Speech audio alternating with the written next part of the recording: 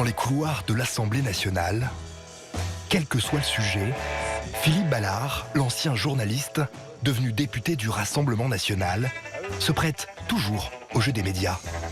J'adore ça, mais j'adore ça, c'est pas pour montrer à mes anciens collègues et passer à la télé comme on dit, c'est parce que là, je transmets un message maintenant. On sait très bien quand vos collègues radio-télé viennent nous voir ici, c'est pour avoir 7, 8, 9 secondes, voilà, donc faut la punchline, quoi. Donc oui, ça peut aider, voilà, faut essayer d'être le plus concis possible pour ce genre d'exercice ici. Cet exercice médiatique, Philippe Ballard le pratique depuis maintenant plus de 30 ans. On va continuer dans le même... Notamment en tant que présentateur sur la chaîne d'information LCI. C'est une édition spéciale sur LCI. En 2020, il quitte le groupe TF1 et rejoint le Rassemblement national.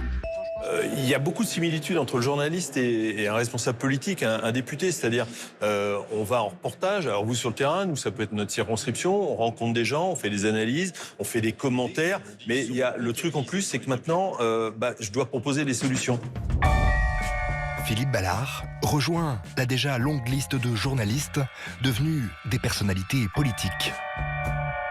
Jean-Marie Cavada, ancien patron de Radio France, qui devient député européen. Bernard Guetta, journaliste à l'Obs. De la même manière, il va basculer dans une carrière de député européen. Pour les plus jeunes, pour Noël Mamère, c'est le candidat vert, etc. Les Verts veulent être utiles à la France, notre pays. Je vous invite à voter utile, c'est-à-dire à voter vert. Mais on l'a connu à l'antenne, présentateur du journal télévisé. Vous savez que la vie politique française est agitée par cette triste affaire de la radio libre du Parti socialiste. C'est un peu une tradition française, parce qu'on ne trouve pas forcément ça à l'étranger. En fait, pour moi, ça remonte à la Révolution française. Avec Jean-Paul Marat et son journal L'Ami du Peuple, Jacques-René Hébert ou encore Camille Desmoulins. Plus d'un siècle plus tard, d'autres figures de l'histoire de France ont porté la plume avant de devenir des personnalités politiques. Jean Jaurès, Léon Blum, Georges Clemenceau. Quand on parle de Clemenceau, on n'imaginerait pas que Clemenceau soit plutôt une figure de journaliste. Or, Clemenceau, il a été patron de presse, notamment il a dirigé un journal qui s'appelait La Justice. Et c'est vrai que pendant très longtemps, on a une vraie confusion entre l'homme politique, le journaliste et on pourrait dire aussi l'écrivain. Aujourd'hui, il serait bien évidemment impossible d'exercer les deux fonctions en même temps. Alors les journalistes qui se lancent en politique renoncent à leur carte de presse, mais pas forcément à leur méthode de travail. Aymeric Caron, après 20 ans de carrière dans les médias, a fondé en 2018 son parti politique. Il est aujourd'hui député de la 18e circonscription de Paris. Je suis toujours un journaliste. Quand je suis dans l'hémicycle, je suis journaliste. Il faut que les Français soient au courant.